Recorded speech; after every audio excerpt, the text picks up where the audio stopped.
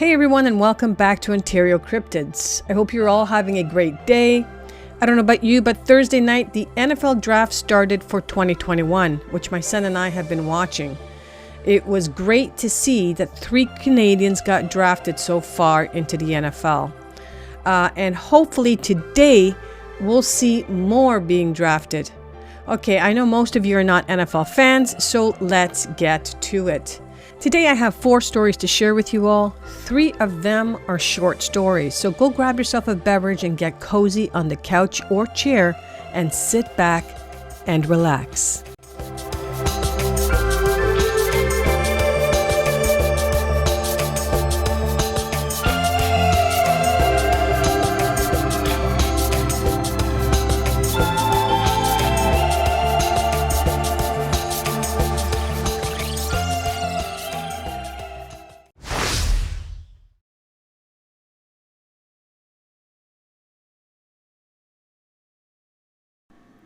All right, so the date is unknown, but this story was reported in 2016, and it takes place in Linville, George Wilderness area of North Carolina. And what a beautiful spot this is. I'm guessing this is part of the Appalachian Mountains, but in any case, why don't we get right into the story? I used to do wilderness forestry in the Linville Gorge area of North Carolina. A jack-o'-lantern is a disembodied light that floats in the air. They are commonly reported in the southern Appalachians, but reports are usually discarded because it is easy to imagine that the person seeing them was seeing something more mundane.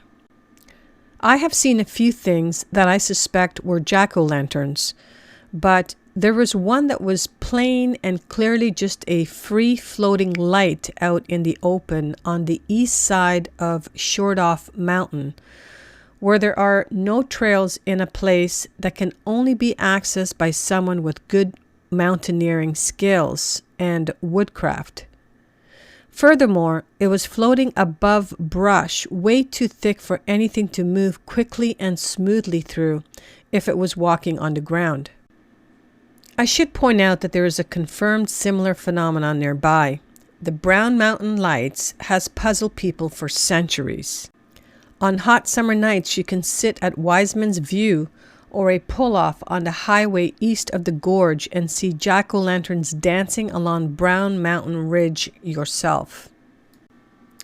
Okay, I think I've heard about the Brown Mountain Lights before, so I thought I'd give it a quick look up, and what it says here is the following, and this is from a travel site.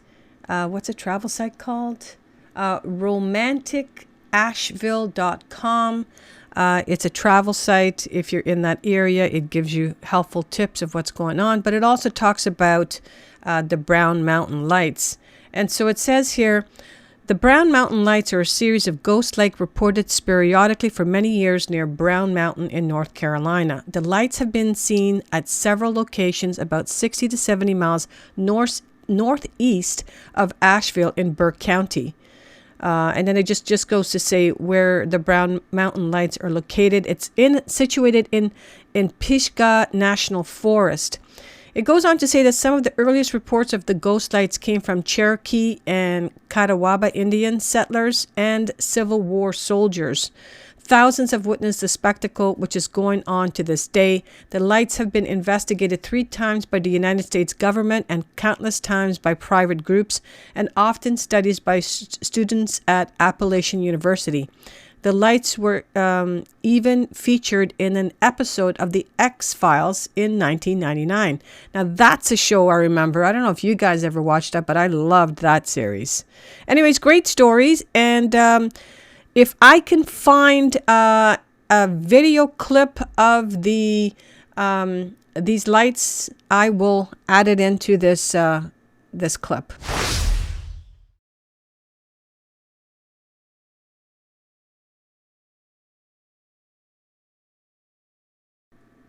All right, so this one here was posted in 2016. Again, unsure of when this actually occurred, but I guess it is still occurring. This takes place in, as you can see here, it is Caw City, Oklahoma, and that is K County. Interesting thing I want you to note here is that the area is surrounded by water, and I don't know if this plays a part in what you're about to hear. So let's get to it. I'm not a wilderness professional here, but still have an interesting story. I grew up in a town of only 300 residents, Caw City, Oklahoma. The town itself is situated on top of a very big hill and is surrounded entirely by very thick woods. Here is the strange part. If you wander more than 300 yards out into the woods that encircle the town at night, you can hear circus music. Pretty much all of the kids in town knew about the music and had heard it. We were able to figure out that you can hear it from about 75% of the woods surrounding the town. The clearing that the town sat in was probably about 2 square miles, and in some spots you could hear it from opposite sides of the town. It wasn't ever scary, it was just crazy because it couldn't have been broadcasted from a single source, and we could never find a source. My dad heard it once too because me and my brother asked him to come out and listen. He gave some half-assed excuse and kind of dismissed it. It was also weird that it didn't really bother anyone. Well, there's another unusual story. First we have strange lights, now we have strange sounds. Let's see what story number 3 brings.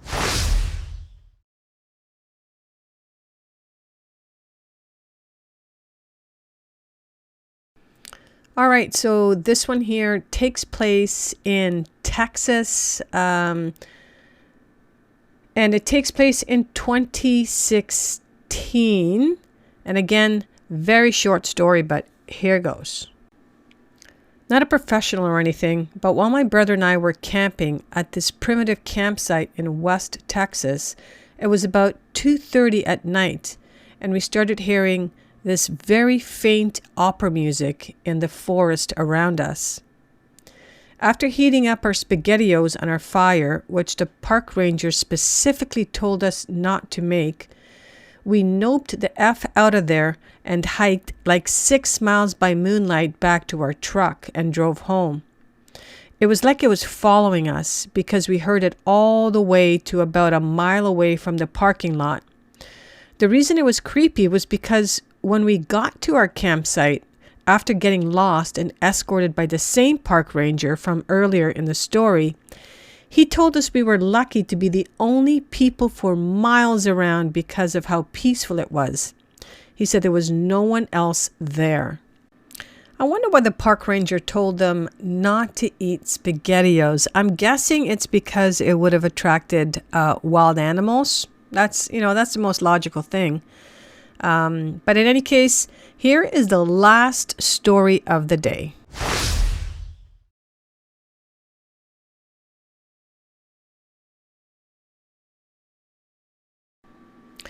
Okay, so this story takes place in the summer of 1980. It is in Deschutes County, and the nearest town is Sun River. The thing that convinced me to come forward with this information after all this time is that what I saw was light-colored. Anyone that I've talked to about it at the time made fun of me because they said they were all black. It was at night in the summer of 1980. My husband was a farm worker and got off work very late. The grocery store would stay open all night, so once a month we went into the grocery store when he got off work. We were coming back from the store heading home, and the 3 kids were asleep in the back seat, and my husband was dozing off in the passenger seat. Because there had been so many deer out that year, I was driving rather slowly in case one ran out right in front of me. I saw what I thought was a deer come out from the brush and trees on the left side of the road. I slowed way down for it to cross in front of me. Although it was not a deer, it was very large, light reddish brown, very hairy man. When the car lights hit his eyes, it blinded him like a deer does, and he stopped in front of me and shielded his eyes. His eyes did not shine red, like the wild animal's eyes do. His skin was a light brown or tan, and he had like freckling on his hands and exposed area around his eyes.